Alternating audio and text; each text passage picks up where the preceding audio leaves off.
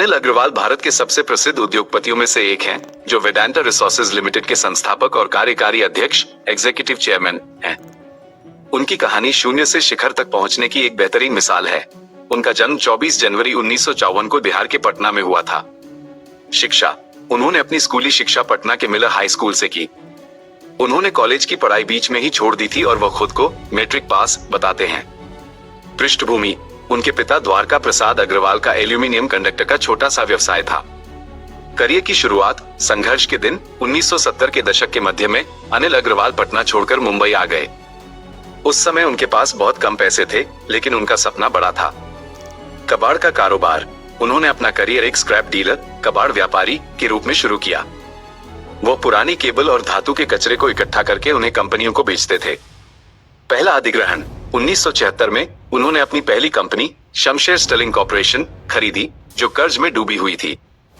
वेदांता अनिल अग्रवाल की सफलता में कुछ महत्वपूर्ण पड़ाव रहे। स्टर्लिंग स्टरलाइट इंडस्ट्रीज, उन्होंने कॉपर, तांबा के क्षेत्र में कदम रखा और बाद में एल्यूमिनियम और जिंक, जस्ता की ओर रुख किया। सरकारी कंपनियों का निजीकरण, 2000 के दशक की शुरुआत में उन्होंने भारत सरकार से बाल्को 2001 और हिंदुस्तान जिंक 2002 जैसी बड़ी कंपनियों के शेयर खरीदे, जो उनके व्यवसाय के लिए टर्निंग पॉइंट साबित हुआ। लंदन स्टॉक एक्सचेंज, 2003 में Vedanta resources London stock exchange में लिस्ट होने वाली पहली भारतीय कंपनी बनी।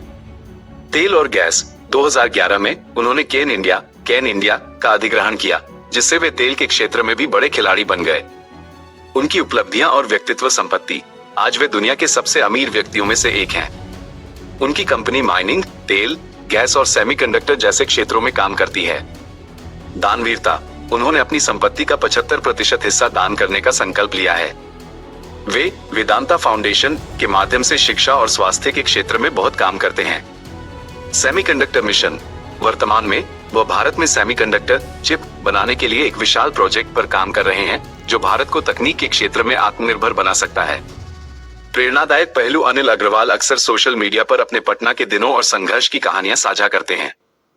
वे हिंदी भाषी लोगों के लिए एक बड़ी प्रेरणा है, क्योंकि उन्होंने साबित किया कि बिना किसी डिग्री और अंग्रेजी के ज्ञान के भी वैश्विक स्तर पर बड़ा साम्राज्य खड़ा किया जा सकता है।